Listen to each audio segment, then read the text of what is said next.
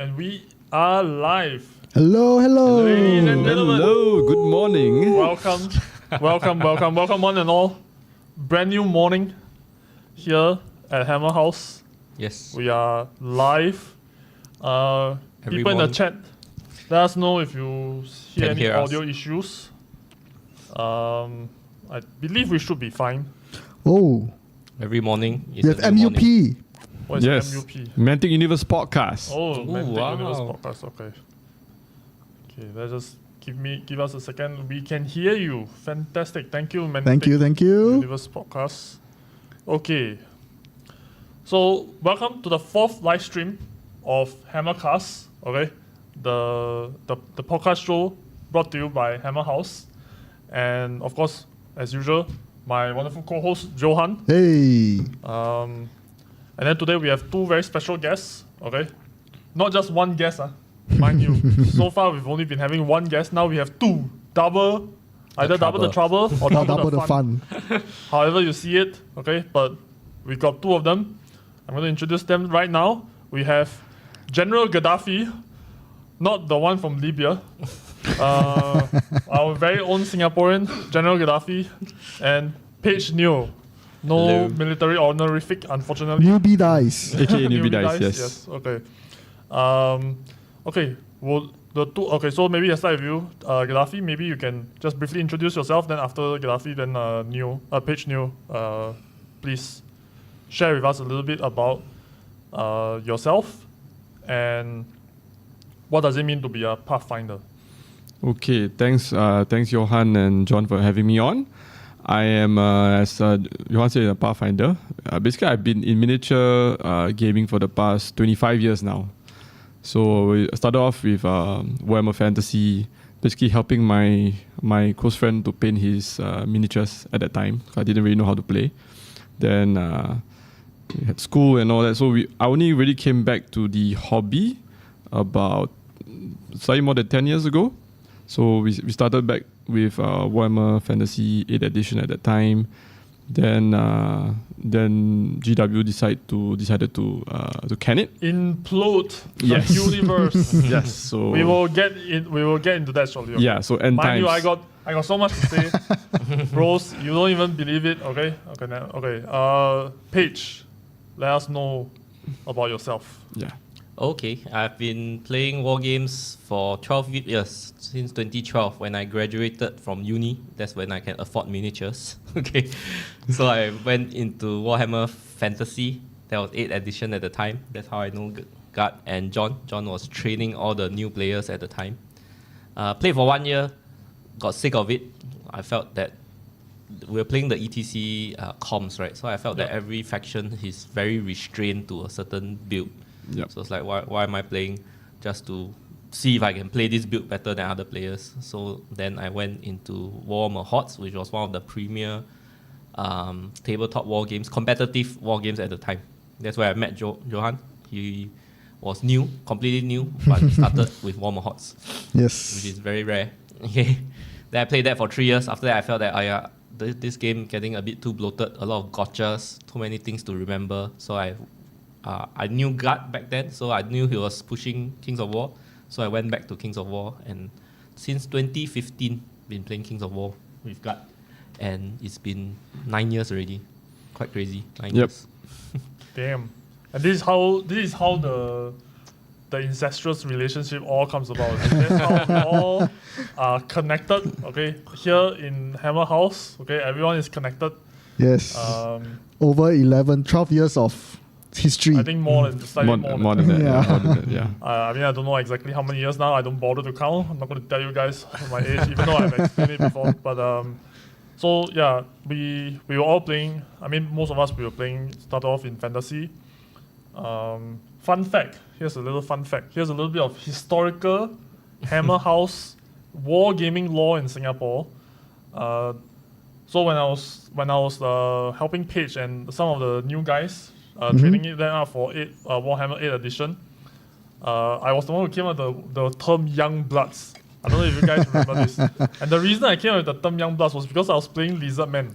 And then the Lord of the Lizardman was called the Old Blood. Old Blood, yeah. So then I decided, okay, see, you're definitely not old bloods. Okay, so I'm gonna call you guys young bloods, and I think the name still persists till this Yes, day. yes. Yeah, We still run tournaments called Young Yeah, Blood correct, yeah. till date. So I'm very glad for that. All right, so today, the central topic we're going into, right? Okay, we're going to talk about rank and flank games. So far, we've been talking about a whole bunch of other games. They all have their unique flavors. They're all tabletop. They're all games and hobbies that people enjoy. But so far, we haven't really been. This will be the first time we delve into rank and flank, which is actually the core component of me as a gamer. I love rank and flank games. As we all are lah, since we're all playing Kings of War. It's definitely a very unique and different take on the tabletop gaming genre. Yeah. So maybe I'll leave it to the two Pathfinders. Maybe you'll give me or give the audience some sort of a primer, okay, on rank and flank games, what you feel about them. I think the first question should be, what is a rank and flank? Yeah, what is a rank and flank game? All right, so take it away, you guys. You want to take this? Or? Yeah. So, okay, basically, it's in the name. Rank and flank refers to miniatures being in ranks. And I mean, the main, one key, the idea behind rank and flank games is having facings for you. We have square bases, squares or rectangles, with front facing, flank facing, and rear facings. So your facing is extremely important in rank and flank games. So it's like okay, not all. I mean, there are some games which is not rank and flank but still have facing. I think like 40K also, for example. I wouldn't call them rank and flank, but I believe they do have. Not anymore. Not anymore. Not anymore. They used to have. I think Warhammer Hordes also back then had face, but I think front and rear. But I think what's unique about rank and flank is very clearly defined because it's either a square or rectangle. So basically, you're drawing the arrows out on all the diagonal points. Right? Yes. Wherever there's a front cone, right? Drawing out from the front diagonal. Then after that, there's the two at the side, and then there's one at the back. So this is one of the more unique aspects of rank and flank, which is very clearly defined. Front, flank, and rears. Yeah. And then, anything else you guys want to elaborate on? Yeah. So even if that's the case, so what makes it important, right?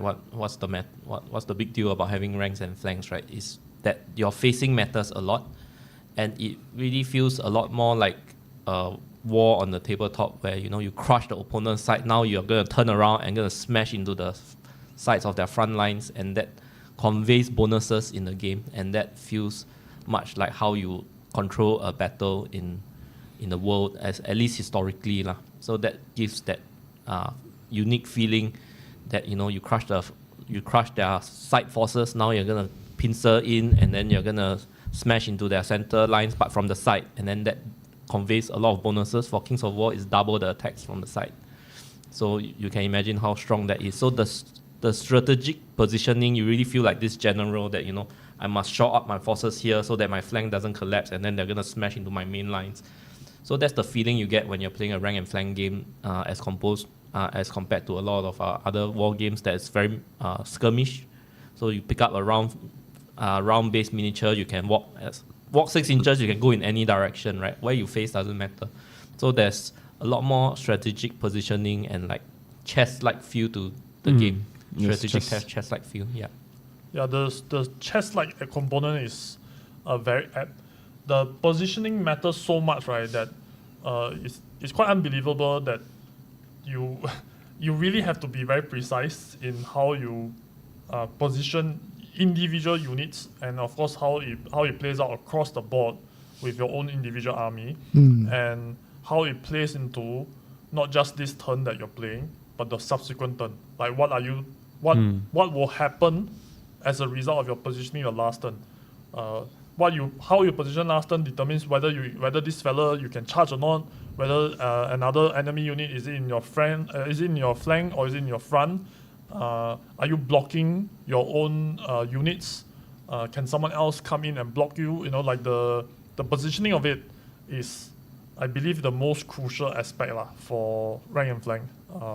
Is very much less forgiving Basically, one mistake and you will feel it on. Yes. You will feel it into your bones. Okay, you will forever rue the day that, oh man, if only I've walked like 2 inches more to the side, and then but that's the nature of the game lah, which I greatly enjoy. And yeah, so let's okay. So we have look at these handsome devils from Luke S. Okay, I'm sure referring to The Pathfinders. Yeah, the Pathfinders Luke lah. Schaefer. Yeah, awesome. Yeah, Hi, Luke. awesome. Yeah. And then Hello. Mantic Universe podcast is Dave, by the way. Wow, Yeah. okay. Hi Dave. How are you doing? Yeah. Dave from New Zealand. Hi, Dave. Dave from New Zealand. Okay. So let's get into the like for Mantic for Kings of War specifically. Okay. I love Kings of War. I think it's a great game. We all do. We all do. Yep. But let me tell you one of the things that I particularly how to say not enjoy about Kings of War. Okay. Here's my one criticism. Okay. Okay. It's very simplified. There's a good and bad side to it. Coming from it, so there's a lot to unpack in this. When I say simplified, the problem is we all come from 8th edition Warhammer, where the games are just redonkulous. it just goes so wild, and then from there you transition into Kings of War, and you feel like wow, everything matches up. Right, the rules are very very good, very clean cut, very precise, and you know what you're doing. You know what your opponent is gonna do. But then now I'm just wondering, right, is it too simplified? Is it too much like, oh man, I don't really get the fun factor, that crazy, wild fun factor that I used to have from fantasy. Yeah. I mean, we both can have a go at it. I think it's a balance. 8th edition, don't get me wrong, it was fun, but games took way longer. And I remember my head used to hurt after 1 or 2 games a day, which is what I experienced playing fantasy. Because there's too many variables. There's too many random things that could happen. There's too many calculations to do. It's a lot of back and forth. You have to be engaged the entire time in the game because you also roll dice on your opponent's turn, which is not the case for Kings of War. You only roll dice on your turn. So when your opponent's playing, you can actually take a break while still thinking about the game. So I think Kings of War is actually getting more and more, adding more and more flavor. But the ironic thing is some players are pushing back. I think one of the key mechanics they just introduced is command dice, which is something quite common in other games. So I mean, majority I think a lot of people are on the fence about it. Some people think it's adding flavor, but it's adding more complexity to the game. So it's the balance in terms of game design, and also for the newer factions. I think for Kings of War, such as Twilight Kin, the Halflings, Forces of Abyss, there's a bit more flavor in terms of the special rules, new units. They have introduced things like auras. You can buy more spells now, which all didn't exist back in 2nd edition. Now we're playing 3rd edition, more or less. Almost 4th. Yeah. So Paige, maybe you wanna chime in on that? Yeah, so Kings of War, we can say that it's simplified but also elegant. So I always like to compare to the game of chess. Chess, the rules are pretty fixed.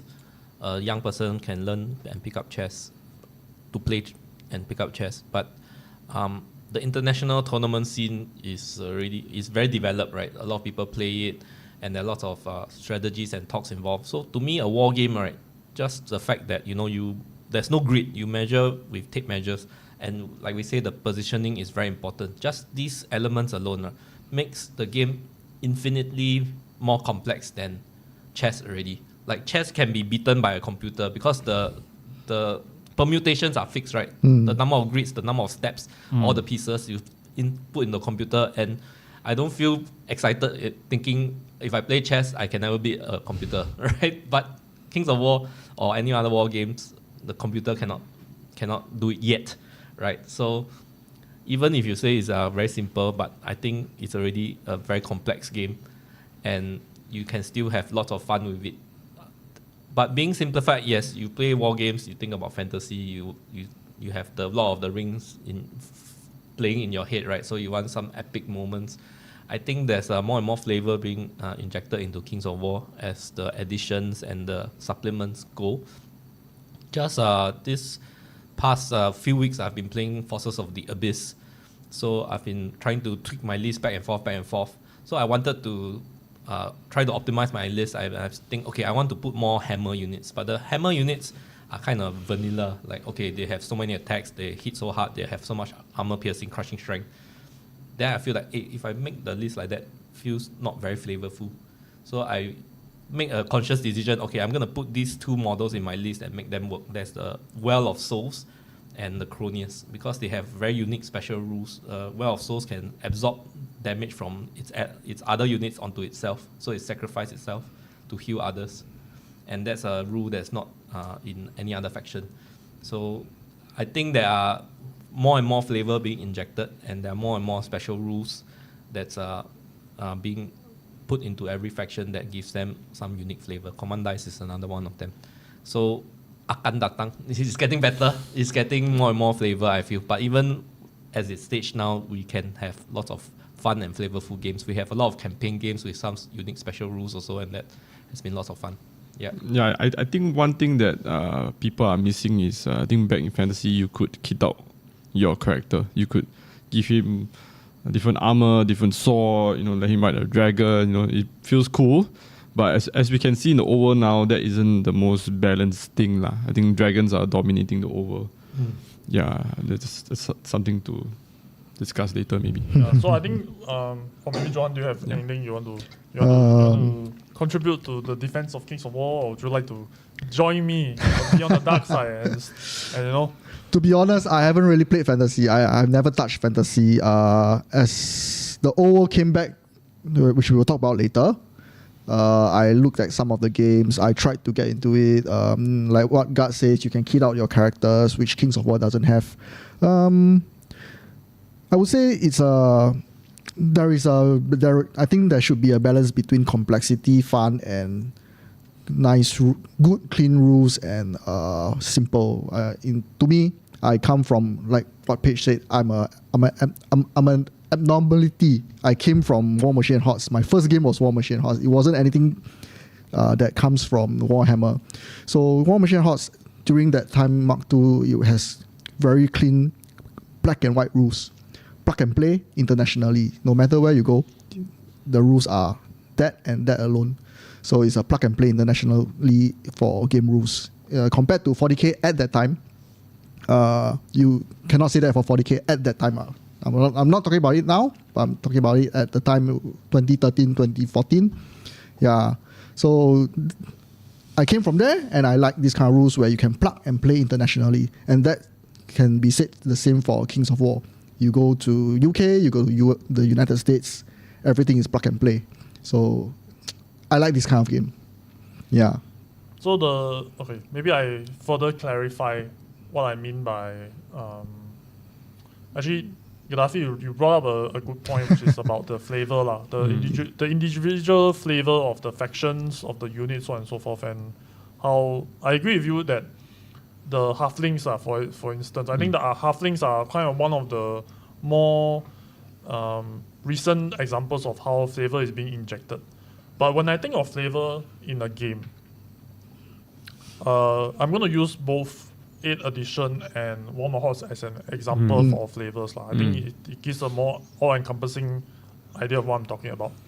So when we come to 8th edition, the High Elf and Dark Elf, right, are like completely different, for example. So High Elf has this like always strike first, like the army-wide is always strike first. Then for Dark Elf I think it's a reroll to wound or something like that. Basically, even though they are both elf, they both function very differently. And same thing with the Wood Elves, right? The Wood Elf also have this like slightly different way of doing things. And I think, and let's say, for example, Lizardman. Lizardman has a whole entire, like the game just plays so differently from any other faction in 8th edition. You have the big burly Lizardman Saurus, and then after you have the tiny little skinks. I don't like that. There is very or if you look at ogres, ogres have the belly charge. I don't know why is it the impact attacks, and then so they have very very distinct like army styles for each and every one of the factions, to the point where you feel like, okay, this particular faction can fit what I'm trying to play. I remember, like, for example, with Warhammer Hordes, the Signas, they have the gun majors, you know, they have the gun majors, the Signa and the Scorns, they are both they both have so wildly different way of playing, right? It's just so unique, you know, even in their look, in their spells, in their special rule sets, so on and so forth. All these contributes greatly to flavor. Now, if I look at Kings of War, okay, let's talk about elves and Sylvan Kin. What am I looking at? Okay, I'm looking at, do I want a cavalry with Crushing Strength 1 and Thunderous Charge 1, or do I want another cavalry with Crushing Strength 2? Or do I want some flying cavalry with Crushing Strength 1? Or, Thunder Charge 1? You know, do I want this dragon which can Fireball 8? Or do I want this dragon which has 10 attacks? So, the delineation between each of all these items, right? The hammers, the anvils. The way I see it is, I'm just swapping the rules, the universal rules, okay? Not the individual unique faction special rule. I'm swapping the individual rule of Crushing Strength, Thunderous Charge. Maybe add some regeneration, or you know, delete or vicious. Yeah, it's Pathfinder. You know, it's I don't feel it. I don't feel the difference is very slight, I would say. You mean the difference between the units? Yes. Yeah. I think that's like the issue for me, lah. I agree. Like I said, going back to what I agree with you guys, like Forces of Abyss, Halflings. Twilight Kin, I don't know. I don't feel that strongly about it. They have some like the witchy aura thing. I haven't played it yet, but I also don't feel it's enough to be faction defining. I think the Halflings, with their unit, the look and feel, they have some outside of combat shooting, or is it outside of combat? I can't remember. They're bombardiers, right? I think. So those are like what I consider unique flavors. So yeah, maybe you guys can discuss a little bit further about that. I think going back to fantasy, right, a lot of it also depends on the lore. If you look at it, high elves and the elves, they're just either elves with bows or weapons, or they ride horses or cool ones. But what really defines it is the lore actually gives you that kind of feel when you actually play the game. The artwork, the lore, it's been around for like 40 years. So I mean, a lot of the units for both factions, they have their equivalents. It's just the names are cooler. You know, Dragon Princess sound way cooler. By the way, the Dragon Princess, right, is a funny ass story. They are supposed to be riding dragons, but then they ran out of dragons, so they ride horses instead. Then after that, they put the helmet on the horse that look like a dragon.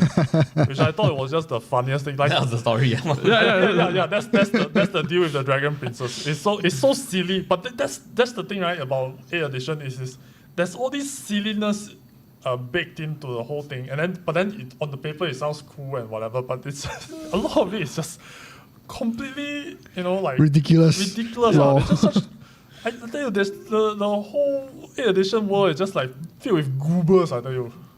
Yeah. So yeah, going to that. So yeah, I agree. It's quite samey, the difference between units, which is a criticism of Kings of War, which I agree. But at the same time, it makes the game smooth, fast, clean. So it's a lower barrier of entry. I mean, I think one thing I can say for sure is that there are too many factions in Kings of War. With 28 factions, it's even harder to differentiate between each faction. So I think consolidation of the factions will definitely help, and making each faction a bit more unique. I think one of the ideas that have been popping up this is just purely speculation on our part because we are both playtesters as well, is using characters to unlock certain units. That is something that is hopefully being looked at for the next edition. So at least it's a bit more flavor. If I bring this General X, he has his personal Bodyguard unit, or retinue. He can unlock a certain unit from a certain region, for example.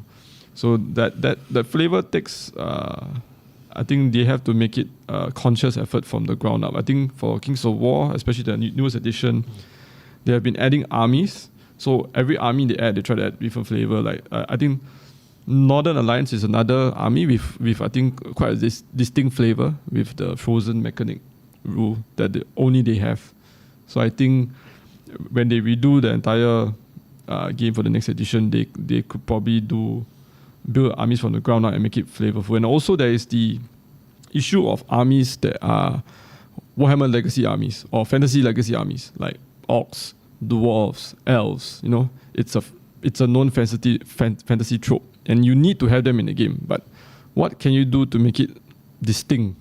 Make it your own, which I think Mantic are trying to do, like with Twilight Kin. So yeah, Paige, you have something to add to that? Yeah, so I think for Kings of War, they have a list of universal special rules. And that list, I think, is not very big. So when they design units, when they say, okay, what kind of rules do I want to give these units, they pluck from this very small library of special rules. So what hit me just now when John was talking about the fantasy armies was ogres.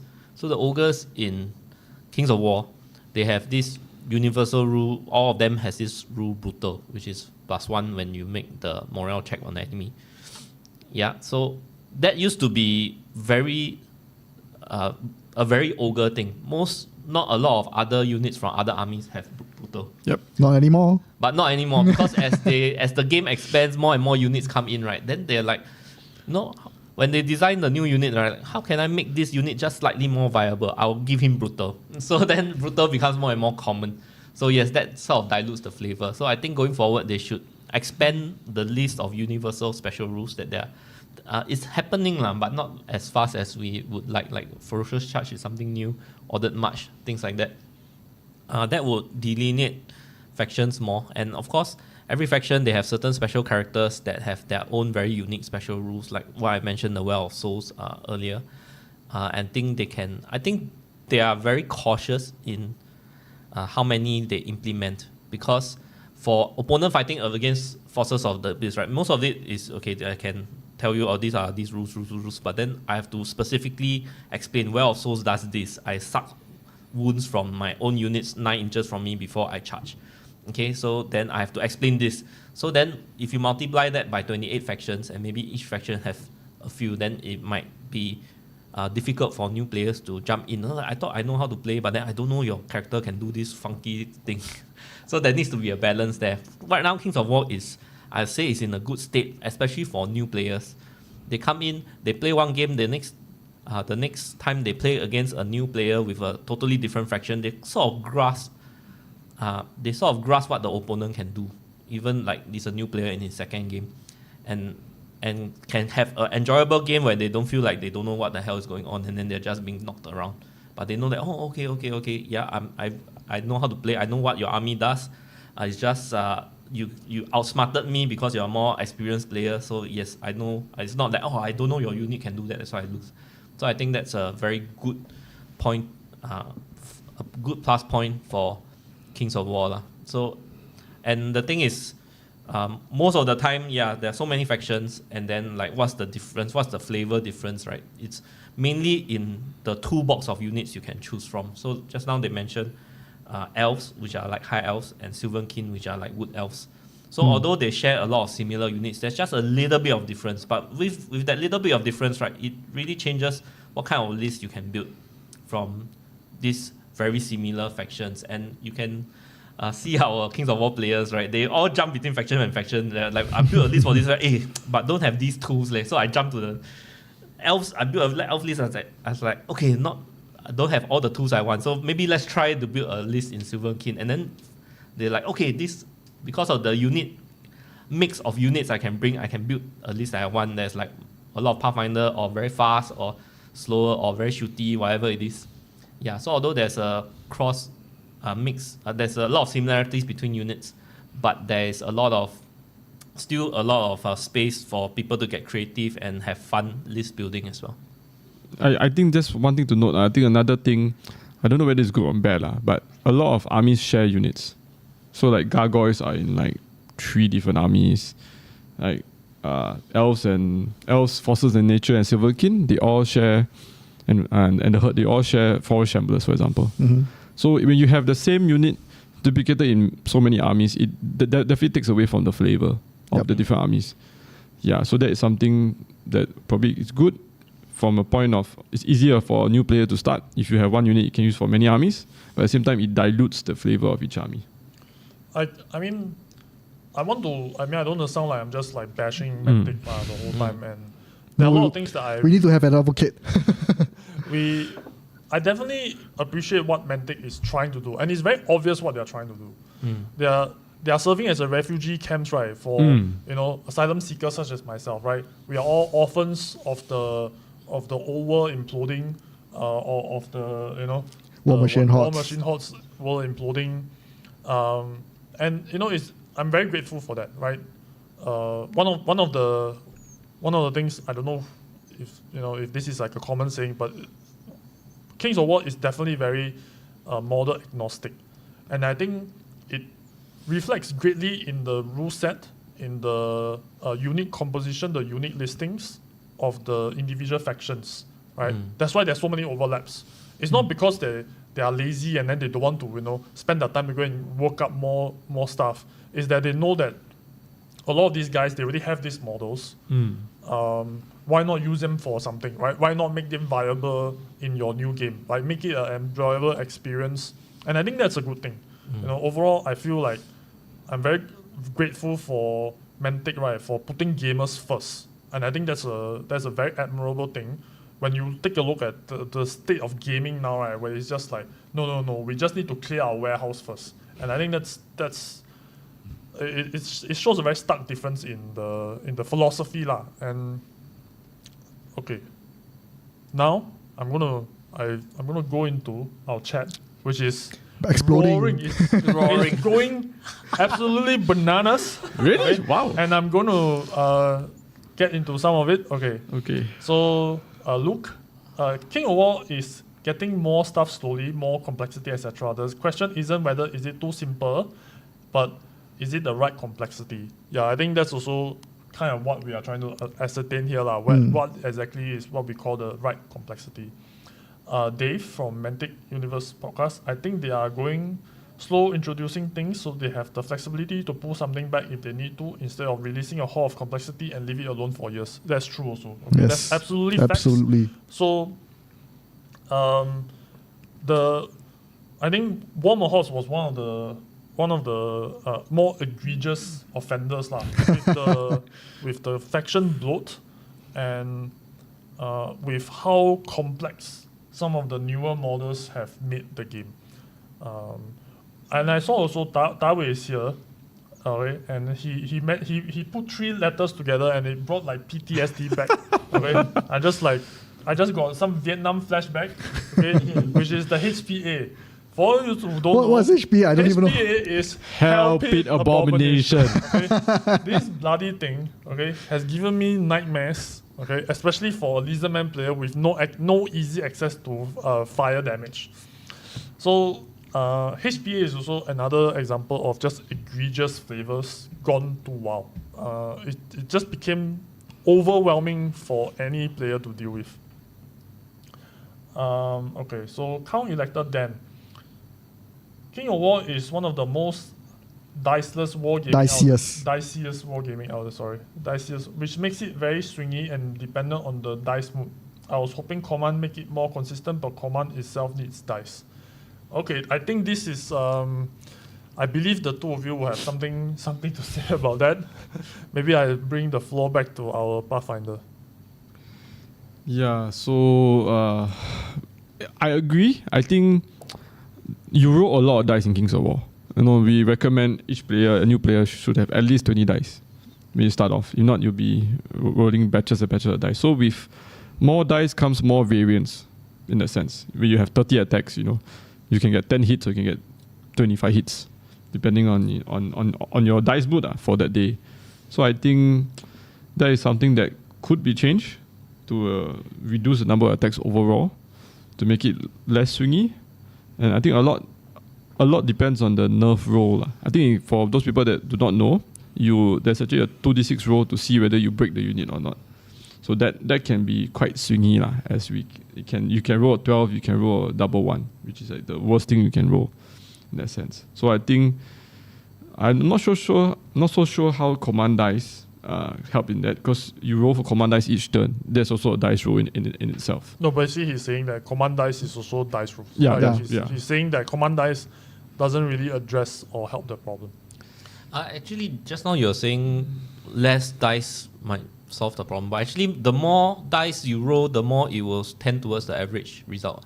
So I think rolling more dice is better than rolling less. Actually, that's a very good point. It's actually very counterintuitive. But actually, what Page says is facts. Yeah. The more dice you roll, how about when you spike it high or spike it low? That amount of dice, everything you spike low, and it's like, oh. Right, you roll 30 dice on 4+, right? The rolling 30 dice is more likely to have 15 successes. But let's say you roll 3 dice on 4+, there's a high likelihood you get 3 success, but there's not a very high likelihood that you get 30 success out of 30 dice.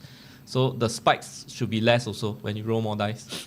So I actually think rolling more dice is better. Except for a slow player like me, I take a long time to roll. Every unit should have 150 attacks.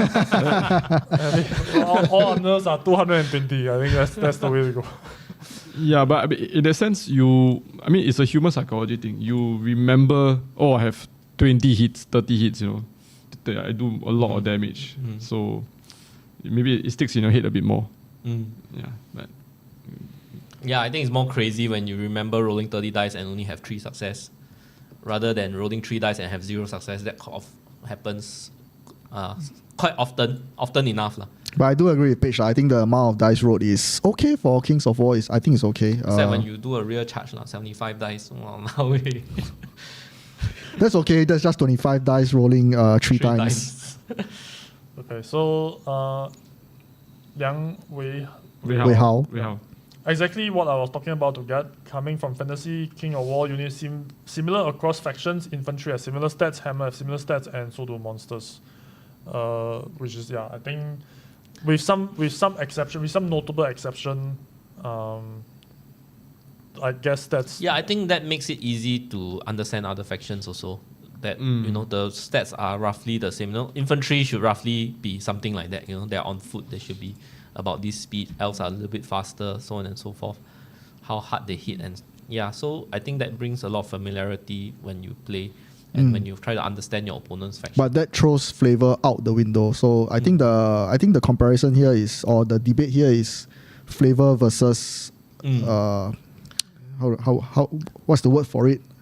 Like the simple rules, simplicity. I think easier to get in. Another thing is with the number of factions, right? And there are about 600 to 700 different unit entries in Kings of War. So there will always be some overlap. So unless they reduce the number of units, they make it a bit more unique. Or I think what they're trying to do now is have one unit but have different upgrades to give you different profiles. So this is what I feel with flavorful game rules or flavorful system.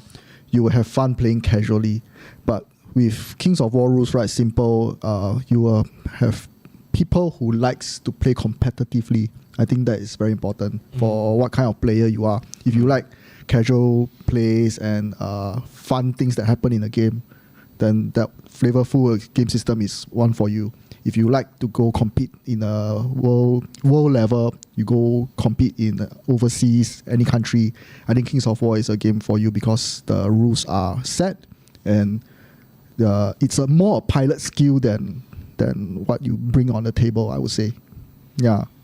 So to follow up on Hau's comment, so he said, I guess that's the drawback. We have to pay for balance. When units are so vastly different, like in fantasy, the game balance goes out the window. So vice versa. Yeah. that way. So you cannot complain units like HPA. Then I will always complain about the PTSD I get from your HPA. Yes, I mean when I saw that 3 letters, I also got the PTSD that way. Please get out of here with your HPA. Okay, so the next comment I like it a lot from Mark Zelinski. So he says, I like Kings of War because it is fun, fast and furious. I do not have time to play fantasy. And I think that is also, it's true to a certain extent. Warhammer games, even 40k fantasy, not Age of Sigmar. Age of Sigmar is very fast. So they usually play from 3 hours up to 4 hours, 5 hours, depending on. To be fair, right? The reason that is the case is because they don't have a chess clock tradition. I think they really take their time. Even I try to, as a tournament organizer, I try to implement chess clock for 40k games, but they just go way out. It's because the number of the rules they have to refer to either on the phone or through however many books there are. One of the things also Gaddafi mentioned is that you have to roll dice on either player. Yeah, correct. So that also contributes to like, oh, I did 15 wounds. Oh, I got an armor save. I got a ward save, and it just end up being a lot. Correct. But it works in Warhammer Hordes, right? The clock does pass back and forth when playing Warhammer Hordes for like tough rules. But I think that one is it's more of a culture, because War Machine Hordes culture is we play on time. We started with time turns. Okay, we start with time turns, 5 minutes turn. If you don't finish if the 5 minutes is up, you cannot. You have to pass the turn. You cannot say, oh, I need more time. No, yeah, and then we gradually move on to death clock. So yeah, so that one is I think it's a culture thing. So like what John says, the Warhammer games doesn't comes with clock in mind. So it's something I'm trying to change here in HammerHouse for 40k at least. Yeah, and so that being said, right, for Kings of War, right, even if we don't play with clock, right, sometimes we finish the game in 1 hour, depending on how bloodthirsty you are. How savage. So Dave from Mantic Universe Podcast, free dwarfs are an example of dwarfs becoming slowly unique. Possible? Actually, I haven't played free dwarfs yet. I haven't played against it. Let's hope that's the case. The only variant of free dwarf we get a taste here in Singapore is the whole list of Rock Riders. Yeah. Yeah. Okay, so Elector Count then. I hope next edition really revamp list options to make factions unique. 2 army clearly are different now. Goblins and Ratkin.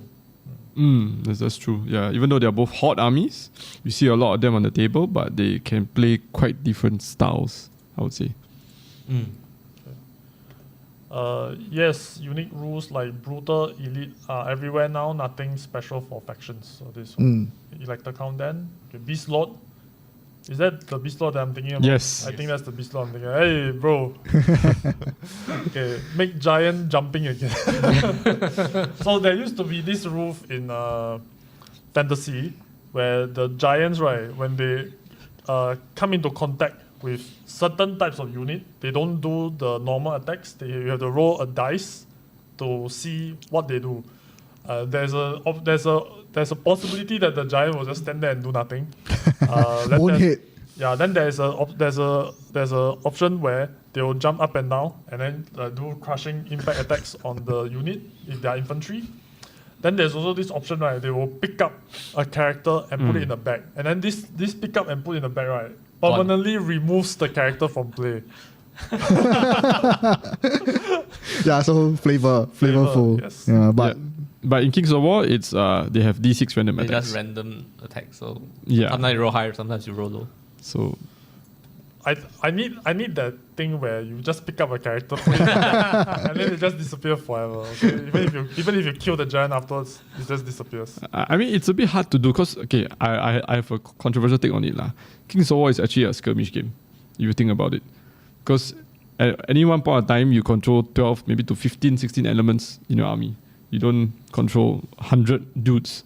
Even in 40k, you can have armies of 50 to 60 models.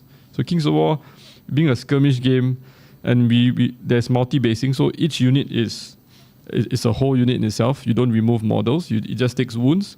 It's a bit harder to implement such a rule. Like what John said, you can't pick up one character from a unit. It has to be on the unit itself. So this is something that. But I think what Dan brought up a point quite interesting is, once a unit takes more damage, they can actually get access to different rules. So that can also represent your unit slowly dying in itself. I think there's such a rule in Song and Ice and Fire. That's another rank and fang game. The number of attacks change depending on how many ranks you have. So that is something that gives it a bit more flavor. Some units get actually more attacks the more ranks they lose. Yep. Yeah, for example. Actually, Ronnie Renton came to Singapore. Who is quite a few Ronnie years Renton? back. Oh. Ronnie Renton is the founder and owner of Mantic Games. He used to be Games Workshop's global marketing director before he left to start Mantic Games. Yeah, so he came to Singapore quite a few years back. I had a chat with him. So we talked about Kings of War. The number of attacks stayed consistent. And then until it's either you waver or you die, or if not, you just fight with full strength.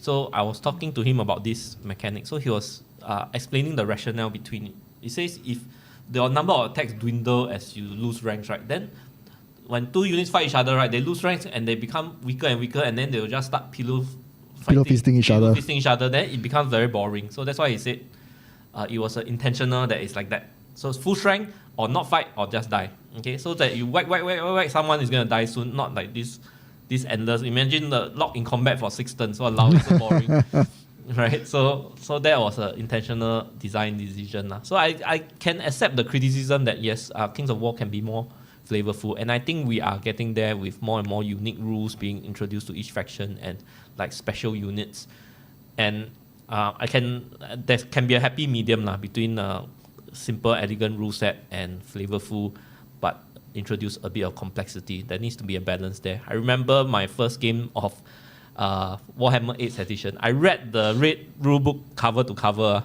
Then I played my first game.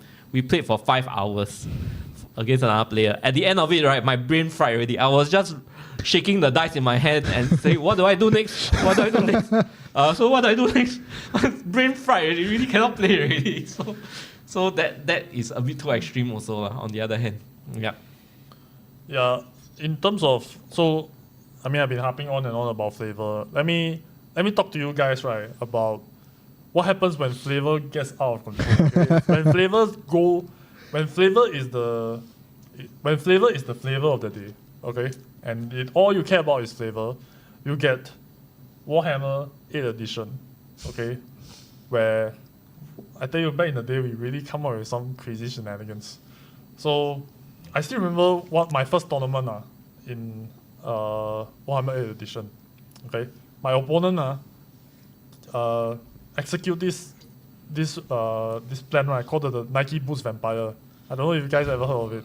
So there used to be, you can put like a small vampire, not the vampire lord, just a cheapo vampire hero. Okay, very cheap guy. You just give him this special rule. He can select from any of the laws of magic, and I think he has access to all the spells. Okay, so you don't even need to roll. Normally, you need to roll like 4 dice or 2 dice to see like which spell you get right out of in that specific law. This guy you don't have to. Okay, he's just a cheapo vampire with all the spells. Then he has like this special boots, right, which allows him to fly. So what they'll do, they'll just fly like don't know how many inch into the side of your army. And I was playing Lizardman. Okay, and Lizardman is notorious for having very low initiative. All our guys are like initiative 1. After he just 6 dice per person, and he just overcast. I don't know what is it called. Basically, it's like you cast it, right, overwhelming power or whatever. Irresistible force. Irresistible force. Thank you. You roll a lot of dice. You roll a double 6 or what? Any doubles? Any doubles? You know, double 6. You have to be double 6, and you have to reach the spell casting value. The spell casting value. But as long as you double 6, right, it's irresistible force. I cannot stop it. I cannot even use a dispel scroll against it. And then after that, the purple sun just went across my army like this. Okay, it just like evaporated. Everything it touched, right, everything just evaporated from the side. So you roll a 1, you survive lah. But yes, 5 out of 6 you die lah. 5 out of 6 I die, and don't take wounds, just die. And then I think even my slan, at that point, there was this rule that you can call lockout sir. You just like push that guy aside. Right? I also failed that one. The one time I don't need to roll a 1, I rolled a 1. Just lockout sir is 2+. That way you get the lockout sir. But then I didn't. I rolled a 1 at that time. Then after that, my slant also perished. So that was my first tournament experience. Subsequently, right, okay, we got a lot of funny things. Zombie conga line. The zombie can arrange in one single file. Okay, then they just like touch you, and then you are forced to only attack the guy at the front. Okay, So you're gonna kill one at a time. Yeah, especially if there's zombie don't have champion, but some of the other units, right, where they have champion, right, you pour all your attacks, right, you have like however X many. Let's say you can have like 10 attacks. 10 attacks, 10 wounds are only one guy die, only the champion die. Because the champion considered unique character. Okay, so there's all these crazy shenanigans back then. And I think still exists. I think line hammer in the old world where you can have a long rank of models and everyone can attack. Everyone in the front rank can attack. So the old world right now, there's a rule that give you the I think it's called a dueling gauntlet, where you send a hero in to a unit with a hero attached to it, and then you challenge the hero. And then they are locked in combat. The heroes are locked in combat, and the whole rest of the unit can't do shit at all. Sorry. They can't do anything at all. Just sit behind, look at the combat. Which is kind of flavorful, They all look at their leaders fighting, but in the actual game, it's boring. Your unit stuck in there, and then just it's like, you're rolling a few dice a turn. I bring this unit out to fight them, but I can't. They can only be cheerleaders. Hey. Yeah. And then there's the Death Star concept. Last time there was a Death Star. You can build one, and you can pour all your points into this like one unit. And then I still remember there was like the Gut Star. The ogres they have the Iron Gut, and then you just put all your characters inside the Gut Star. It's like if you play a 2,000 point game, there will be like 1,500 points inside that one unit, and then the rest of it will be Noblast everywhere, right, and some saber-tooth tiger. I still remember also there's the Chaos Warrior, the Chaos Chosens. Wow, that one is the most silly one. The Chaos has this like special flavor, right, which I really enjoy. I really think it's a very good mechanic. So whenever your one of your characters, right, challenge another character, and if you win that combat, right, you'll get something called Favor of the Gods. So the Chaos Gods will bless you, right, with some mutation. But however, if you roll poorly. You'll get turned into a chaos spawn. But that can be mitigated, okay? It can be mitigated with the Chaos Shrine.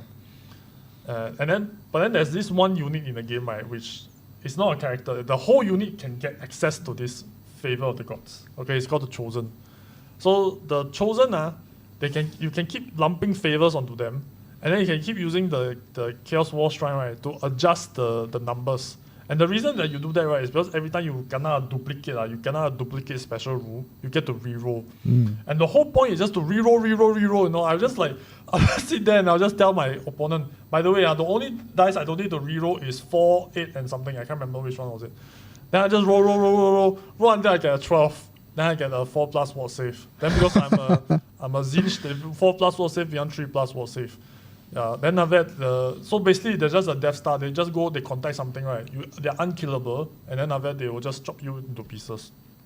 When you talk about the Death Star, I remember one of my fastest Warhammer 8th edition game was 15 minutes. I was playing against Zhiyang. Zhiyang's back in the store now with his kid. Yes, he's looking for 40k. So he has a high elf Death Star. Then I was Desert Man. I cast Chain Lightning. I rolled so well, it chained through his entire army. What? But the kicker is I dealt damage to the Death Star. The Death Star took a panic test and failed.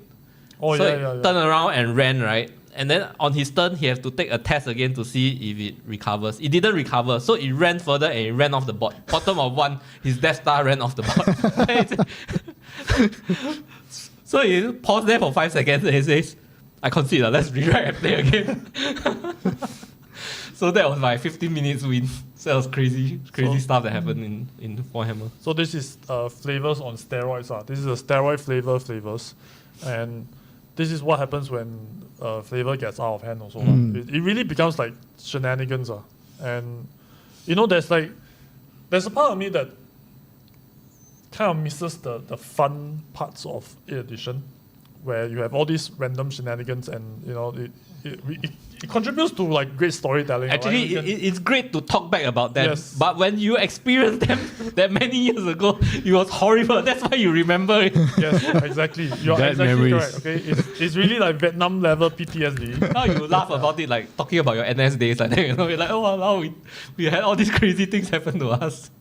But I think that's also the shame of it, right? Which is, I don't have any such memorable King of War games, and I think that's like the real shame of it, lah. I think that's the, there's very few, lah. Actually, I got remember one with you, Pitch. I made your Earth Elemental run away on like 10 twice or something like that, which was the most silly thing that you've ever imagined. And then I saw it, I'm just like, even I also embarrassed myself. I'm just like, damn, Paige, I'm sorry, my dice was so good.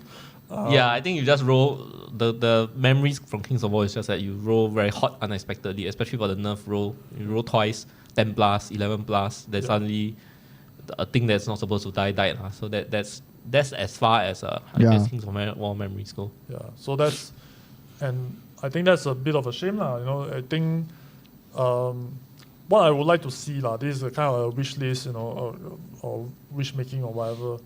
It's really something a little bit more. Maybe not to the extreme of 8th edition, excuse me, not to the extreme of 8th edition, where you just wipe out the army or you wipe out something in like with some random. No, I don't want that. Yeah, we don't want, definitely don't want no that. one wants that. Yeah, but I think something along those lines where something very silly can happen. It really just you kind of like you kind of layer your plan. Okay, I want to fly 20 inch. I want to do this. I want to do that, and then I'm going to like have this one big thing happen. And then it just blows up in your face. And I think that will be tremendously funny and a little bit more flavorful to me, lah. I believe that's what. And that's what Kings of War, there's this double one when you roll nerf test, right? So no matter how much you deal to the opponent, you roll a 2d6, you add that number, it must cross their nerf point to kill it. But no matter how much damage you deal, if you roll double one, the unit will always stay. And that's the most unpredictable part about Kings of War. 1 in 36 chance you don't kill the unit, no matter how much damage you deal. And that can lead to crazy situations sometimes. Because like you roll double one, this thing didn't die, and it sort of rolled through your entire army. And even things like that, there are still people complaining about this double one rule, that they really don't like it. That 1 in 36 chance of randomness still got people complain. Because I think there are a lot of players who are very competitive and feel like this should be as close to chess as possible, that there shouldn't be something so crazy happening. I mean, competitive players will always say variability will be something that is bad for competitive games. Yeah, because when you cannot plan for it, when it's a variable, then it's not competitive. But it's very important. You must have the element of randomness in any game. Number one, it serves as a bit of an equalizer. It's like, okay, no matter how well you plan, no matter how good of a player you are, right, you have to take into account this double one. You have to put it inside your plan. Now you cannot account for it. Okay, you cannot plan for it. But you have to ensure that it's all within your matrix. If you have a game where it's just like everything is perfectly balanced, right? Okay, it's very simple. Make everybody have 1 health and do 2 damage.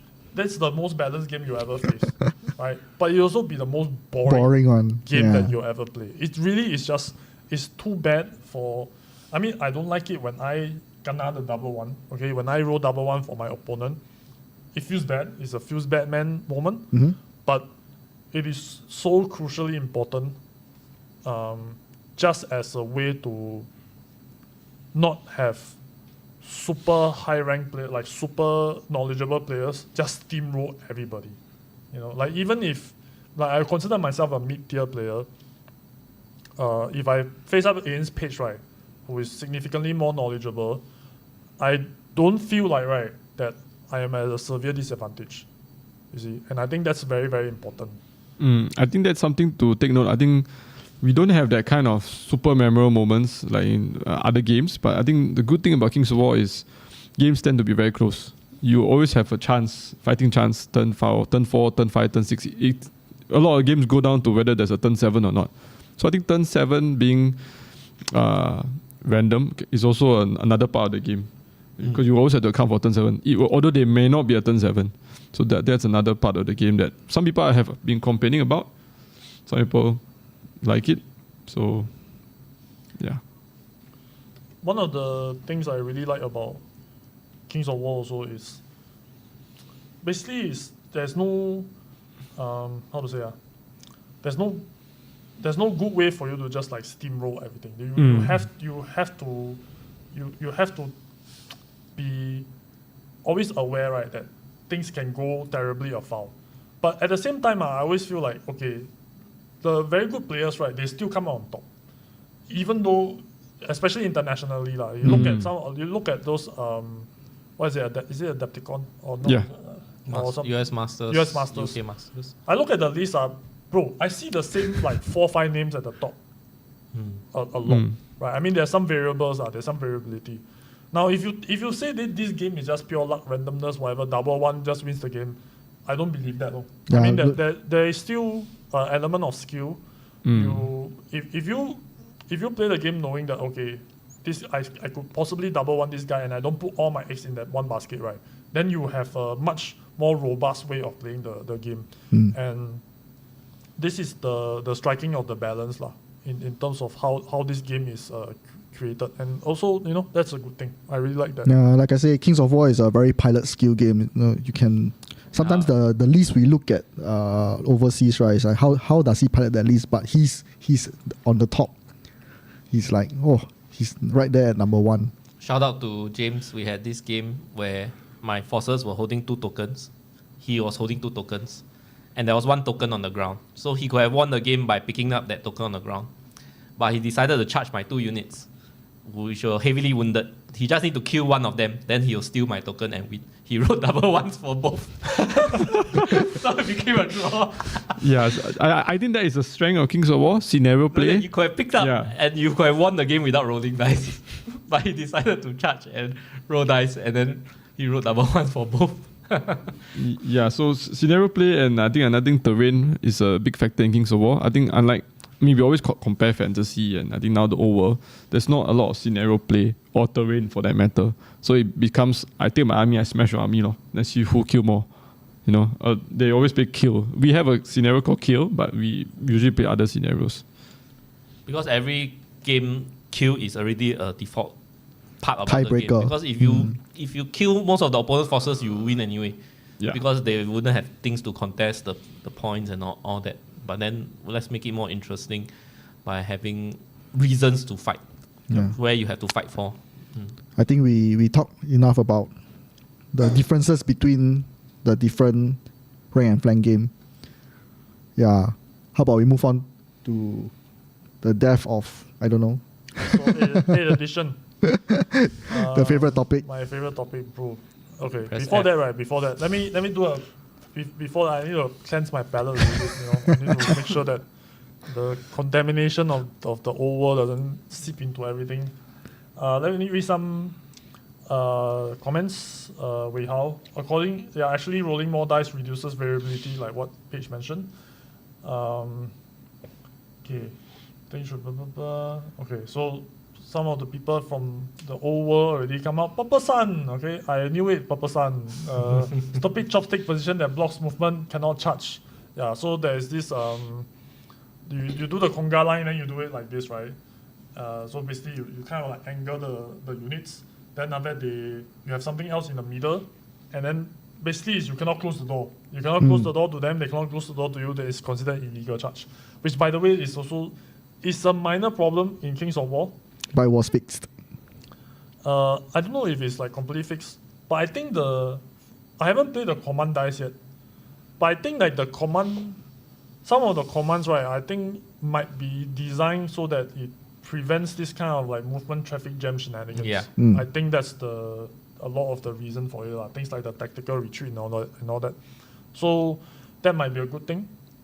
Yet to be determined. I haven't played it, so we shall see.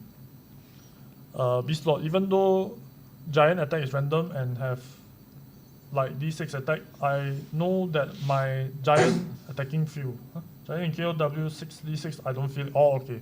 So this the flavor part of it. It's like the the imagination.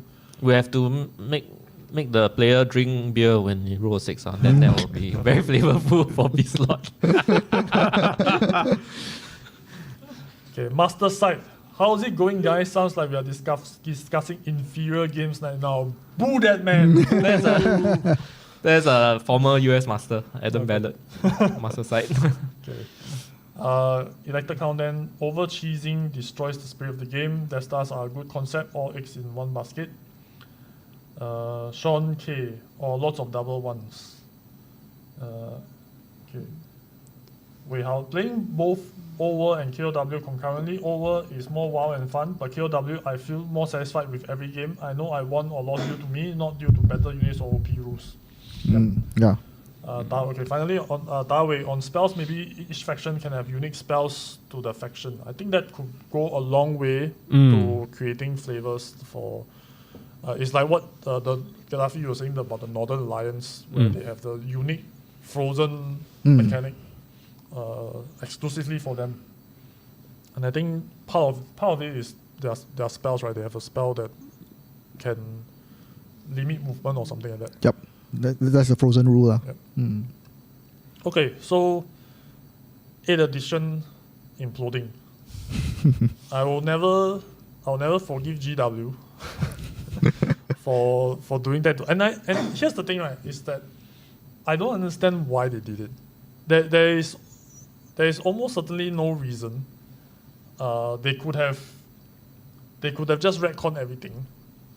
They could have just changed. They could have just said, okay, look, we're just gonna pretend that all of this didn't happen, okay, and then just go with the Sigma rights, the Age of Sigma rights now, okay, the Sigmarines, and here's the new law now, but instead, right, they have to go through this whole rigmarole of making the OVR explode, and then the way that that part are still okay, they make the OVR explode, but then if the game's still viable, everything okay. But they exploded the game also. And then the worst part about it is the stories doesn't even make sense. None of the stories make any sense. Everybody betray each other. Suddenly Nagash is a good guy. Suddenly Tyrion is a bad guy. I don't know. It just... do any of you guys remember any of the imploding of the OVR? Yes. So I think... Okay, a few things to note. I think imploding the OVR was definitely a business decision for GW. I think I understand why they did it. It's a simple case of production. They can't produce so many kits. I think even now, even in other games, they have been removing kits because they cannot keep up with the production. Their production cannot keep up with the new units that are constantly coming out. So they have to somehow retcon or remove units. So I think to introduce AOS, they just destroyed it. In this case, they removed the whole game. Yeah, they removed the whole game. But now they're bringing it back, which is ironic in a sense. Yeah, it's a dumb decision. It is so incredibly stupid. And so we can come back to that in a while. Just remind me later. And that's the thing also, which is like they brought it back. They kind of have the same rules, but not really. The new rules somehow are even worse than the old rules. Yes, I agree. I think from what I heard, I just don't get it. Okay, never mind. Please continue. Yeah, so I think we can use this analogy. GW is like your ex-girlfriend who's hot. She's so hot, but there's not a lot of depth in her. She's fun, she's wild, but at the same time, she's an airhead. Betrays you, cheats on you. Cheats on you, but then thanks to the OVR blowing up, that really opened us up to other games like Kings of War. Through Kings of War, I have made so many friends, traveled overseas. We have so many great games together. So Kings of War is like the more boring, stay-at-home wife or girlfriend, who is consistent. You know that she's there for you all the time. What a great analogy.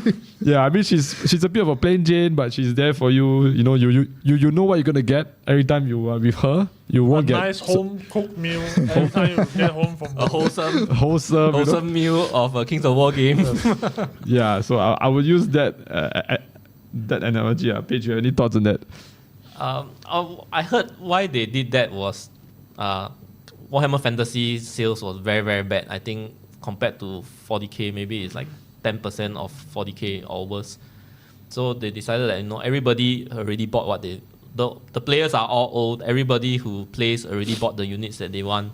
So it's not selling anymore. So I think the higher up say let's destroy, start afresh, and then make it a casual game. Since this competitive game has run its course, let's start afresh with a casual game. And then it was so crazy. The first rules that came out, I think the dwarves, if you have a beard, you have bonus when you roll. And then the rules like consist of 2 pages only for Age of Sigmar. For the very first rendition, it was like 2 pages only. And then the craziest thing was that there was no point cost to any of the units. Yeah. So then you just can bring whatever you want. So that they overestimated how viable a casual game would be. It was so crazy. That time, Johan and I were at HammerHouse. Then we were just laughing from the other side. And it's not just there's no point cost. There's no like point limit per game. You can literally bring like a over 2,000 point versus like a 400 point on the other side, and there's nothing to stop you. That stops you. Yes. So there was this. I remember seeing this meme from the HammerHouse community. There was this guy who modeled a Manoff flag bearer, and then the gigantic flag says, "No points, no point."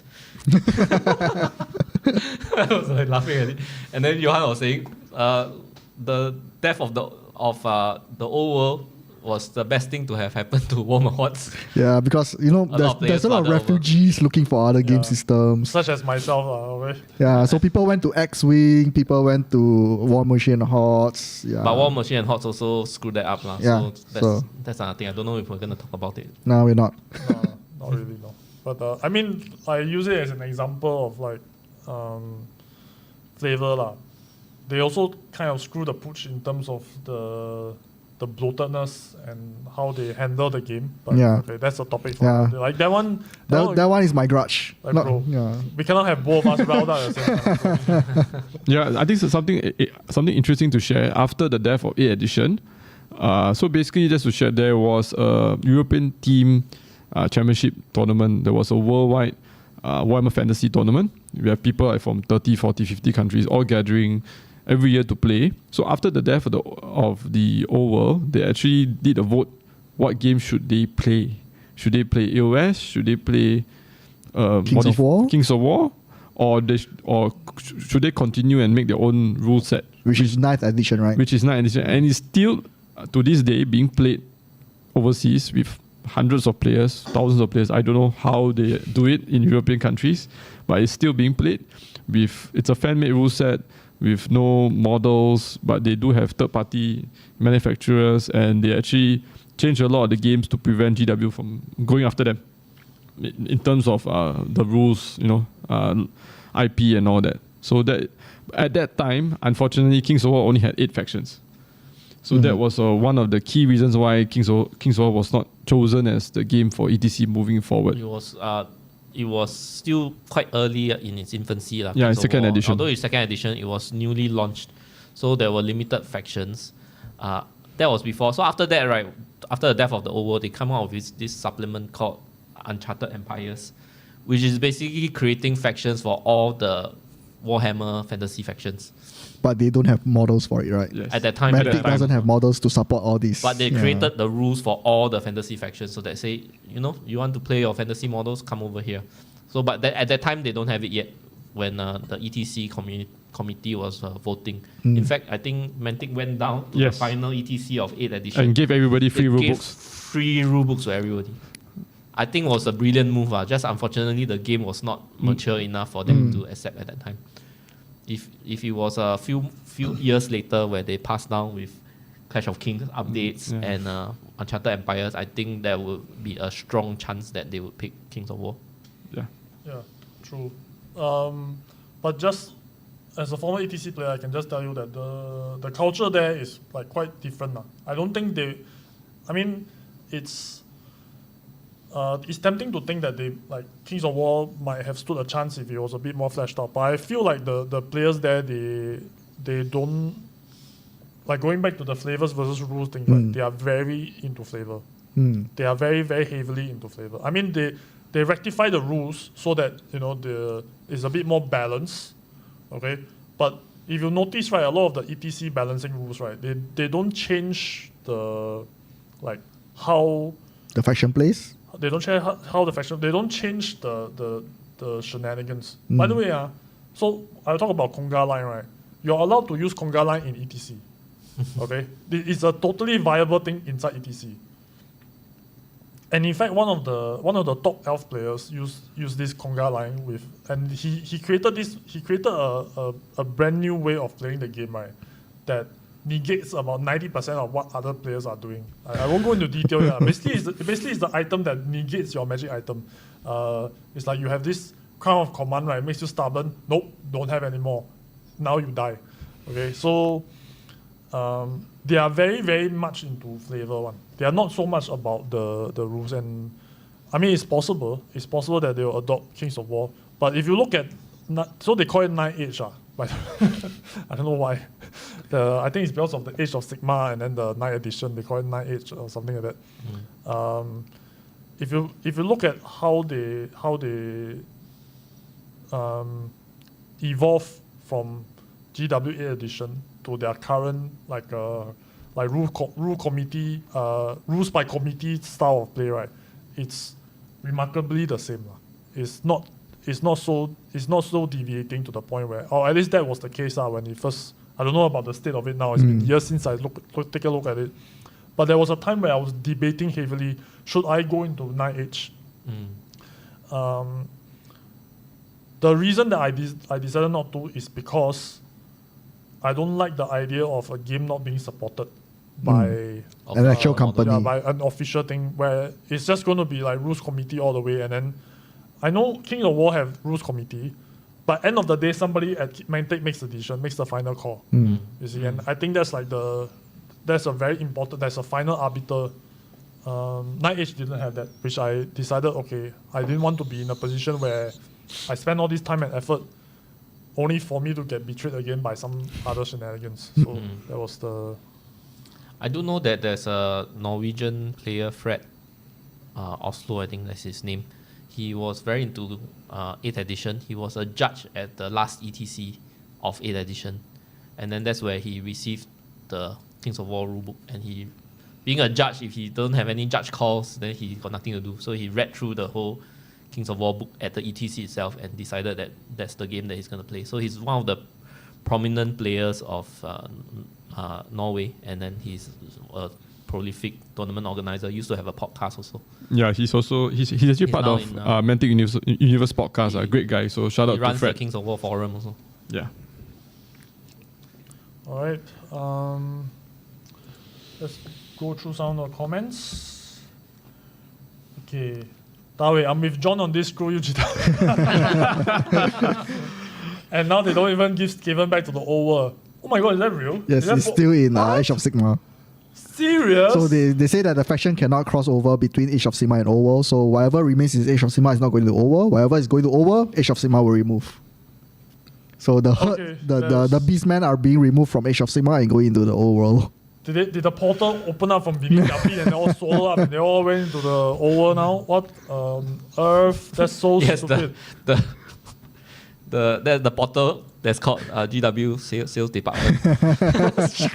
Because they want to delineate which, if I sell this model, I want to know whether it's because of this system or that system earning me the money or AOS earning the money. So the models need to be exclusive. Correct. It's a sales decision. Okay. Yeah.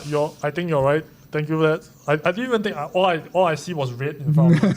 Okay. All I was just thinking was, man, I am so angry every time GW is mentioned. Oh my god, so stupid. Okay. So OO will just come back as a sort of crippled form now, because whatever's staying in AOS will not come back to the OO. Yeah.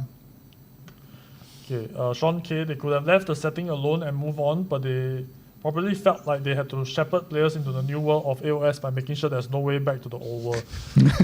Bro, I mean, this is the most like corporate gobbledygook, that I've seen anybody typed out, and I'm just like, you know what? You're absolutely right. This is the corporate gobbledygook that GW will be able to spew out.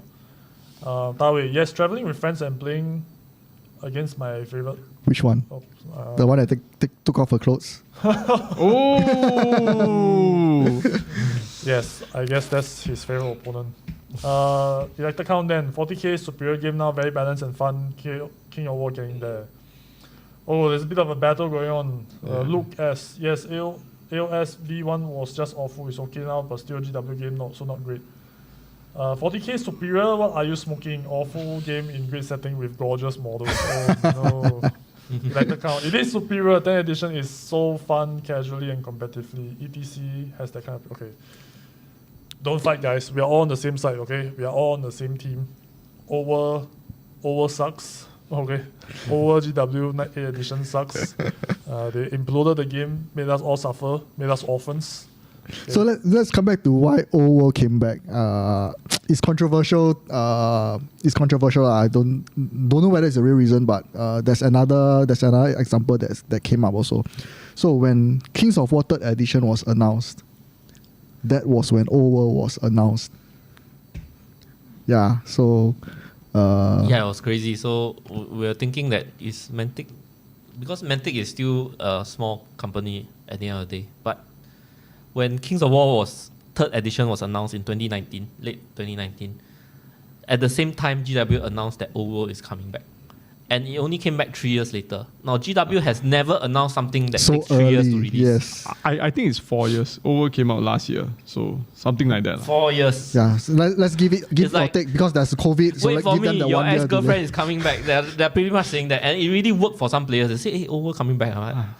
Should I wait? I think I wouldn't jump into Kings of War. And I think that really happened. Although it's not a very big amount, because there are those who say, screw my ex-girlfriend, I'm going to the new greener pastures on My the other heart side. has been torn apart too many times by GW. So there's a recent example again. So for those who know, Drop Fleet Commander just launched a new edition as well, or maybe not a new edition, but some kind of a new rule set. And guess what? Battlefield Gothic is rumored to be announced. What are they doing? Are they like... You know what this is called? You know what the World of Breakdancing, they call it biting. They're just trying to bite off my audience. That's so stupid. And you know, like going back to just now what I was saying about GW, the new edition, right? They came back.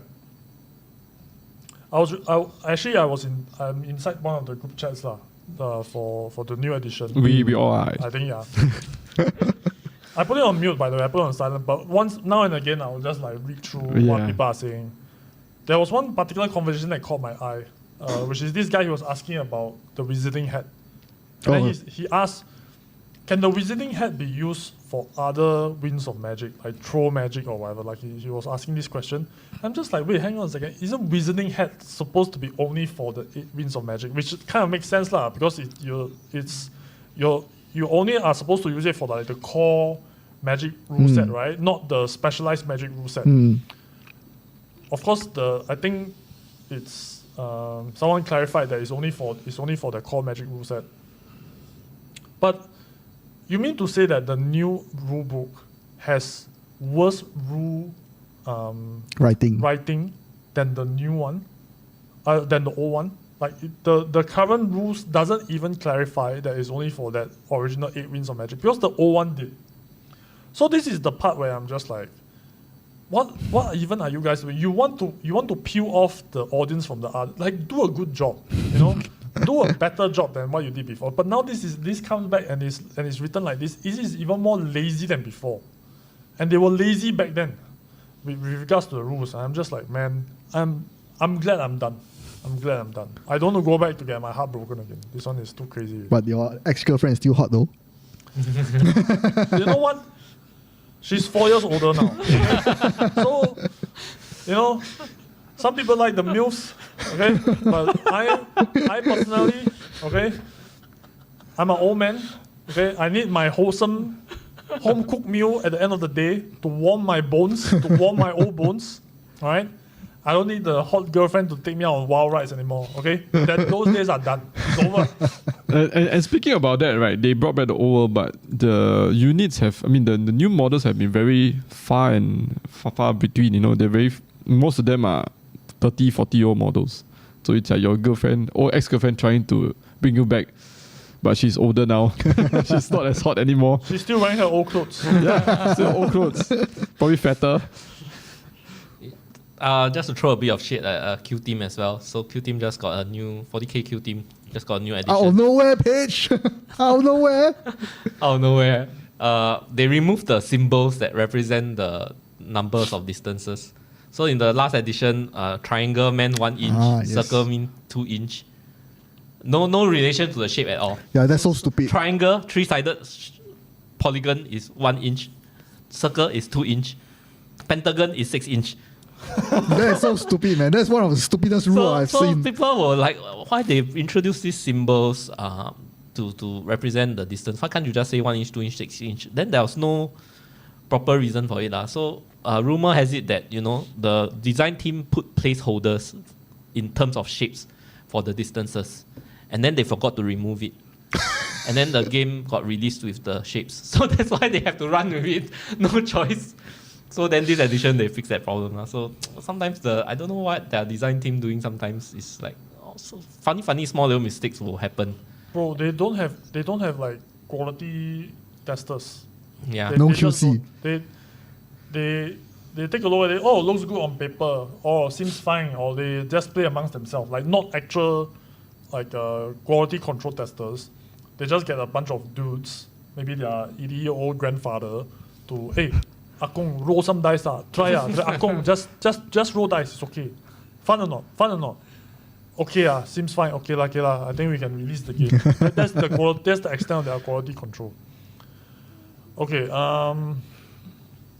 we're gonna wrap this up pretty quickly. Yeah. Just a last few comments. So, Dawei announced so early and still managed to screw up the old new game. Yes, this is in relation to the new edition. I 100% agree.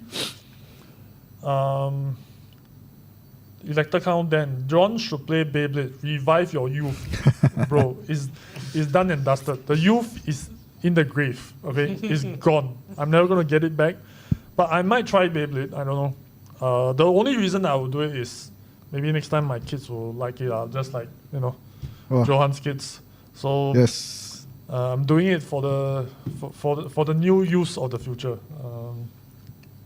Okay, Liang Weihao. Not gonna lie, old world rules writing is absolutely terrible. I 100% agree. Blitz Mini is what about Conquest last argument of kings as a rank and flank? Okay.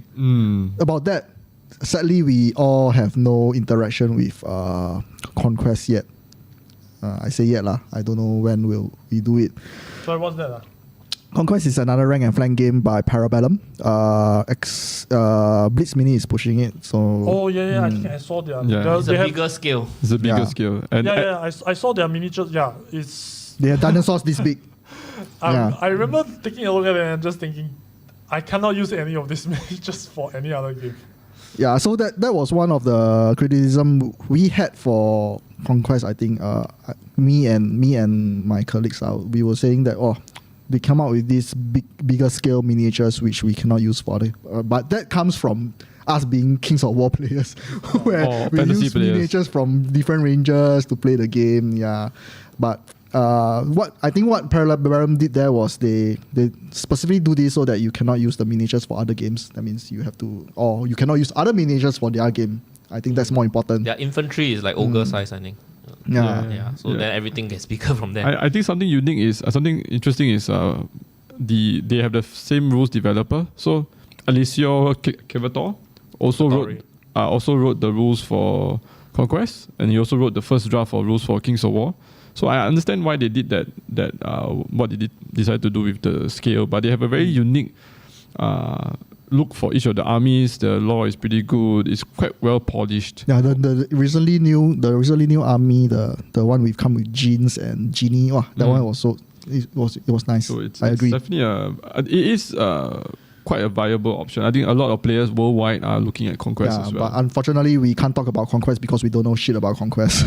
I think a lot of games that's not Warhammer Games Workshop has a lot of uphill battle to get the excitement off the ground, get enough mass of players playing.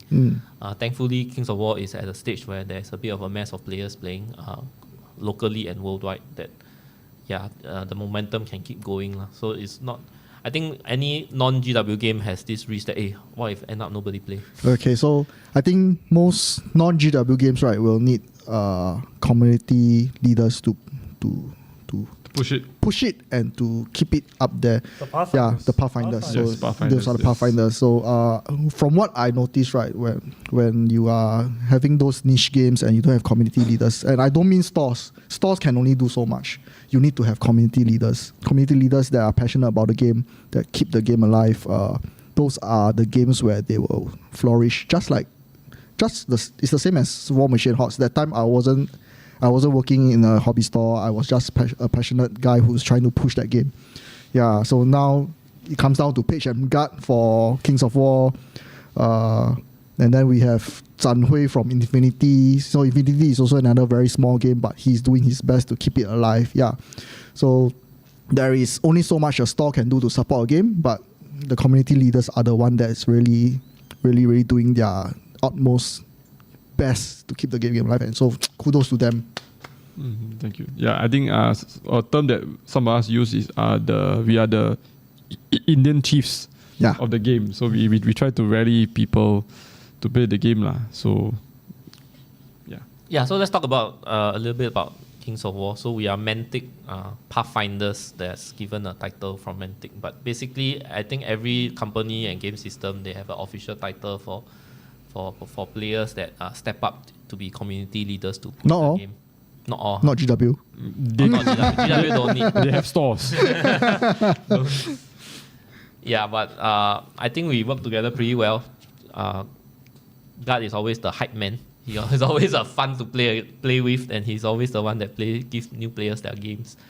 And Page is the player to beat in Singapore. Then if you want to be a master. True that. at the same time, I run a lot of campaigns and tournaments. I take some joy in doing organizational stuff. We did have a lot of leagues campaigns throughout the years already, and some of them are pretty flavorful. My favorite was the Helpy's Rift one, where your hero can level up actually and gain more abilities. And then there were a lot of flavorful battles. It's still playing the base game, but with some campaign elements added to it that changed the game flavor a little bit. Yeah. Both of us are also quite well known in the international Kings of War community. Gad has been to UK 2 or 3 times. 3 times. But I've been to Clash of Kings twice and another small tournament, Beachhead, once. Yeah, and then you met Chris from Mantic Universe podcast. So Gad is a pretty well-known name in the international scene.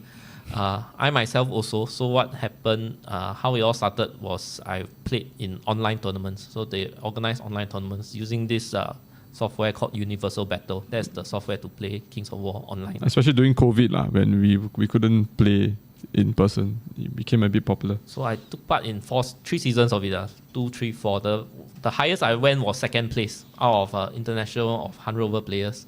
So that's where my name started getting recognized, and then I started a YouTube channel called Newbie Dice. It also comes in podcast for some talking points format. So that's also got a decent following in terms of Kings of War. So yeah, my voice is heard out there around the world as well. So we are quite well-known proponents in the international scene as well. So if you're joining the Kings of War Singapore community, it's not just Singapore, you're connected to the world community at large also. We are having a Clash of Kings Asia tournament in February of next year. So it's jointly organized between Singapore and Malaysia. We're hoping to have more and more participants around Asia and even Australia come join us. The next year, I think a lot of us are going to Clash of Kings UK. So Clash of Kings is just a title for the biggest tournament in the region. So Clash of Kings UK last year has 150 players. 150. Tickets sold out in 10 hours. Yeah, within half a day. So this year they are looking at 200 because 200 players. Can you imagine 100 tables of mats and terrains? So that's what they are organizing in UK, and I think at least 5 or 8 of us are already interested in going down. So to do represent join us. Singapore. It's a bustling community here in Kings of War in HammerHouse in Singapore. Another thing I'll say is I've been playing Kings of War since 2015. There has only been 2 editions so far, second and third. So the game is pretty stable. Like what we say, the wholesome home cooked meal. Sometimes I've been busy with life. I only get to play a game after one or 2 months, but you will not feel very out of place. I would say there's a bit of barrier of entry when you play other, especially skirmish game systems. When you come to Kings of War, playing a rank and flank game, it will. The first game you will be caught very off guard. There's a lot of restriction in how I move and how I position. Then after a while, you get to get used to it, and you probably love this element because that's where all the strategy is. How you position your forces to crush the opponent's defense and then roll into the center line. That's the fun part about the game. This Kings of War game was designed by Alessio Cavatore. Yes. What's his fame before Kings of War? He was GW, rules writer. Yeah, he wrote 6th edition. I think a lot of people think 6th edition fantasy was one of the better editions. That's why I hear around the world also, especially Kings of War players, a lot of them are fantasy players. So I seem to always hear 6 or 7 editions are the best editions. We can ask John here. Is he from the 6th edition? No, I only started in 8th edition. Okay. But people, there were people who said like 7th edition, 6th edition were some of the more fun one. More fun one. 7th edition was a bit wanky, but the 8th edition was just completely out of control. Another world altogether. Yeah, then I think another thing is to note is Kings of War is great for people who hobby. Yeah, to hobby, it gives you a lot of freedom in terms of models. With multi-basing, you can make nice scenic bases. Dioramas. Just a single model. Yeah, so it definitely charging down a hill, coming out of a mine. Yeah, so it's there's a lot of room for creativity if you're a hobbyist. Yeah, 4th edition is coming out soon, and that's the most exciting part next year. And Alessio Cavatore is back at the helm to write 4th edition. So what happened is he wrote 1st edition, and then he was assisting in the creation of 2nd edition. Then he went off. So 3rd edition was carried on by the rules committee. So 4th edition, Alessio is back at the helm, a very professional game designer. So from 6th edition fame, he wrote Kings of War. He wrote what's the Warlock game? The World War one. Bolt action. Bolt action. He wrote Bolt action. He wrote the Conquest also written by him. So he's a very, very renowned rules writer. So he's going to be back at the helm writing 4th edition with the input of the rules committee. And I think that's the best of both worlds. You have a professional rules writer designing the 4th edition from the ground up again. So what rules committee does, they are very experienced players from around the world, right? So they design very balanced rules, but sometimes it can be complex and a bit bloated. So a rules professional game designer will clean all that up, and then with the input from the rules committee, make it nice and balanced. So I think that's the most exciting news I have for Kings of War coming up. And also us, we are playtesters, so we will try our best to make the game the best game it can be. All right, thank you very much for that. And hope that the two of you will continue being pillars of the community for Kings of War, being the rule testers, make the game a better place. I really enjoy the game. All my complaints about the flavors and whatever is relatively minor, I would say. The game itself, I think the core of it is there. It's very solid. It's very the foundation is very good. I would not stop playing it. I will probably continue for most of my life if it continues this way, Okay, Johan. Do we have any events announcement? All right. So Paige already took my job just now. So he already announced the KL thing, but I'll just go through it again. So again, Mini-Rama is coming up next weekend. That's our art competition, casual competition festival. Make sure to submit your Vignectica diorama. Hey, I have 2 entries for that. Competition. So another thing about Kings of War, there are a lot of hobbies in Kings of War around the world, and it really inspires you. So I have created very thematic army boards. If you're a Kings of War player, do come and take a look if you have never seen them before. I did the Cherry Blossom Collision sometime back. Some of you have seen it. Newer players have not seen it. and I've done a Forces of the Abyss Desert Team Army display board. So I will debut it next week at Mini-Rama. There are electronics involved. Wow. And Okay. smoke and sound and what else? Got disco light. It's a 4D experience. 4D experience. Dolby surround sound. Okay, so what's Mini-Rama? So for those that are not competing or not submitting your pieces, you can come down and take a look on.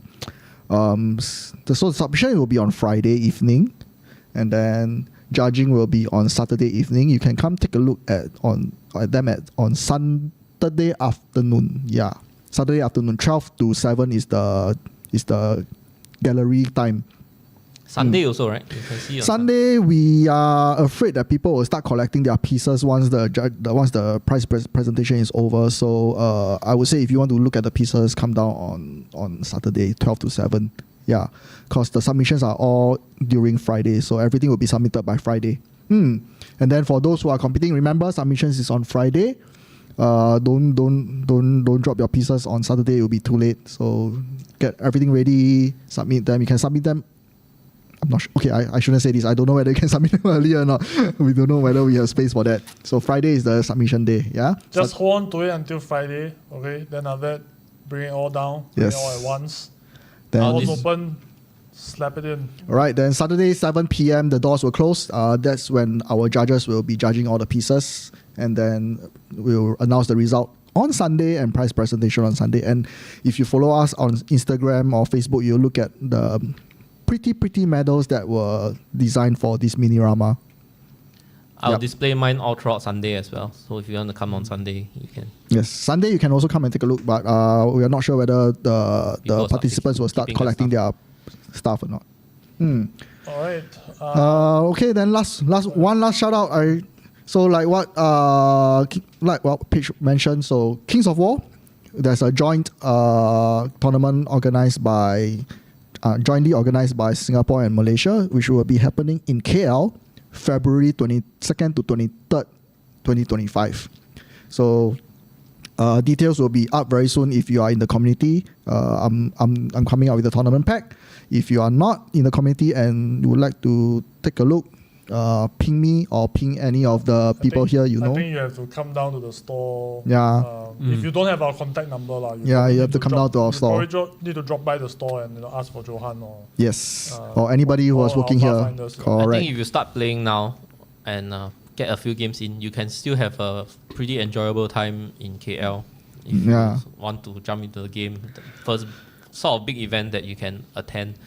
And So- Kings of War is quite welcoming to gamers of all levels. Doesn't mean you have to be super competitive to enjoy the game. In fact, I think the majority of Kings of War players just there casually. It's only the top few who, like John says, the name keep appearing on top are the ones that play competitively. Yeah, so that's why we are going to Clash of King UK this coming September and October. September 13, we are going 14 to of crash their September. meta over there. The Singapore players are going to crash the meta over We there. gotta- You heard We us. gotta go there and crush the Malaysians.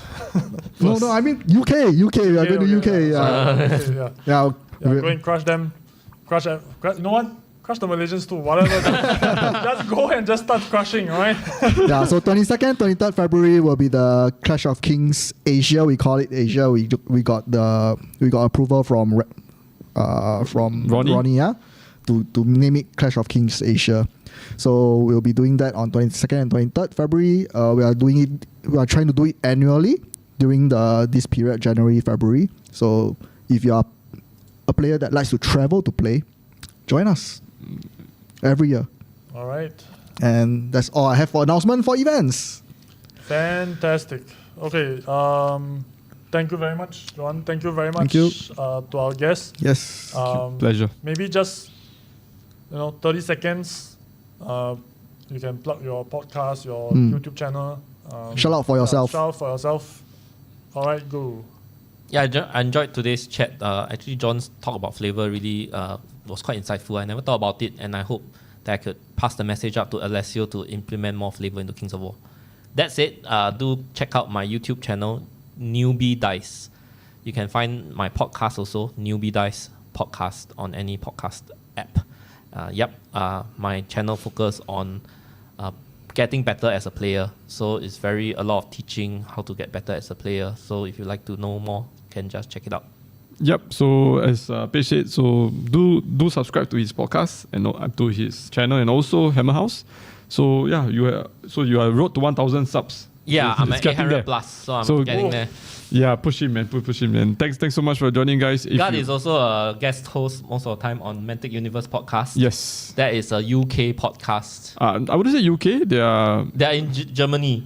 Germany, UK, or New Zealand is worldwide. Multinational. Yeah, universe. Multinational podcast. Singapore. It's in the name, so Singapore as well. So do subscribe to Mantic Universe podcast as well. We're on Spotify and also I YouTube. love their intro. Just to put it out there, I love their intro The for their music. podcast. Yeah, The retro music. 8-bit retro intro. yeah, and also I think if you like intros, you should check out Australian. Direct misfire. Yeah, they have a rap as an intro, so they also do quite good work. Yeah, Countercharge is the biggest podcast for Kings of War. Countercharge. With about how many 100 episodes? 300 plus, I think. I think 500. Is it? Something like 500 I episodes, remember. which is okay. So Okay, so that's all we have it for today. That's all we have. Come down to HammerHouse, 24B Temple Street. Come down here, have a good time. Buy a couple of bags of dice, get some Kings of War miniatures, get some Beyblade. Anything goes. Okay, they are basically open every day lah. Yes, Okay, even go on public holidays. Yeah, go and check them out on their TikTok. Now they have a TikTok channel. We have, of course, this is on YouTube. We have a YouTube channel. You have Instagram, Facebook. Right? All the social media stuff. Do subscribe to the YouTube channel to get more updates, more news. We also upload the segmented lah. So all these episodes, right? I will segment it out to the individual parts, make it easily consumable. We also have the shorts and the reels. That is like some of the more punchy highlights. You also can get to see it for yourself. And with that shall be the end of today's episode. Thank you very much for tuning in.